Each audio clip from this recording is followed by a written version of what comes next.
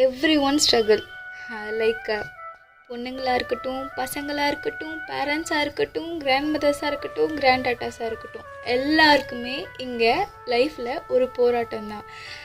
For example, life is a race, ஓடிக்கிட்டே இருக்கணும்னு சொல்லுவாங்கள்ல, அந்த மாதிரி. இங்கே எல்லாரும் நம்ம பண்ணுற தப்பு என்ன தெரியுமாங்க?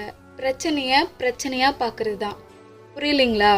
மலையளவில் பிரச்சனை வந்தாலும் கடுகளவில் பாருங்களேன். கடுகளவில் பிரச்சனை வந்தால் மலையளவில் பார்த்தா இங்கே எல்லாமே பிரச்சனை தான்.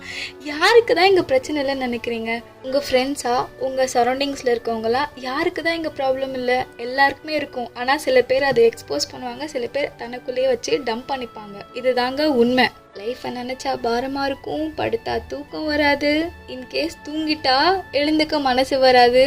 லைஃப்பில் ப்ராப்ளம் நினச்சி ப்ரெசன்ட் லைஃப்பை வேஸ்ட் பண்ணுவோம் அதிகமாக, இல்லைங்களா?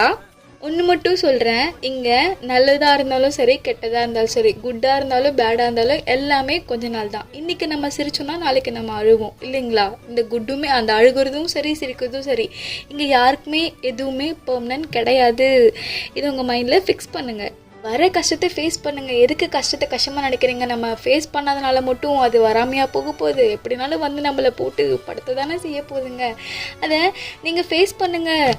One day life will be changed. இதை நீங்கள் நம்பி தான் ஆகணும். நம்மளனால நம்மக்கிட்ட வேறு ஆப்ஷன் கிடையாது. புரியுதுங்களா? நம்மளை கஷ்டப்படுத்துகிறவங்க மட்டும் சந்தோஷமாக இருக்காங்களே வாழ்க்கையில் அப்படின்னு சொல்லி நம்ம யோசிமா பார்த்தீங்களா? அவங்களும் ஒரு காலத்தில் கஷ்டப்பட்டுருப்பாங்க நம்ம சந்தோஷமாக இருக்கிற டைமில். இப்போது நம்ம கஷ்டப்படுவோம், அவங்க சந்தோஷமாக இருப்பாங்க. அந்த மாதிரி life will be changed one day. இதை நீங்கள் கண்டிப்பாக நீங்கள் நம்பி தான் ஆகணும். கஷ்டமாக தாங்க இருக்கும், ஆனால் எதுவும் பண்ண முடியாது. ஸோ தைரியமாக ஃபேஸ் பண்ணுங்கள். உங்களுக்கான நாள் கண்டிப்பாக வரும். எங்கே போயிட போகுது? கெட்டவங்களுக்கு வந்த மாதிரி உங்களுக்கு ஒரு நல்ல நாள் வராதா என்ன? நம்மளை பற்றியும் ஒருத்தவங்க ப்ரௌடாக பேசுகிற நாள் சீக்கிரமே வரும். அது உங்கள் கையில் தான் இருக்குது. எதுவாக இருந்தாலும் உங்கள் லைஃப்பில் ஃபேஸ் பண்ணுங்கள். ஃபேஸ் பண்ணி தாங்க ஆகணும். வேறு ஆப்ஷன் நம்மக்கிட்ட கிடையாது, இல்லைங்களா? நமக்கான நாள் கண்டிப்பாக வரும். அந்த நாளுக்காக வெயிட் பண்ணுங்கள். கண்டிப்பாக நடக்கும். அதுக்காக உங்களோட நம்பிக்கை கண்டிப்பாக உங்ககிட்ட இருக்கணும். புரியுதுங்களா?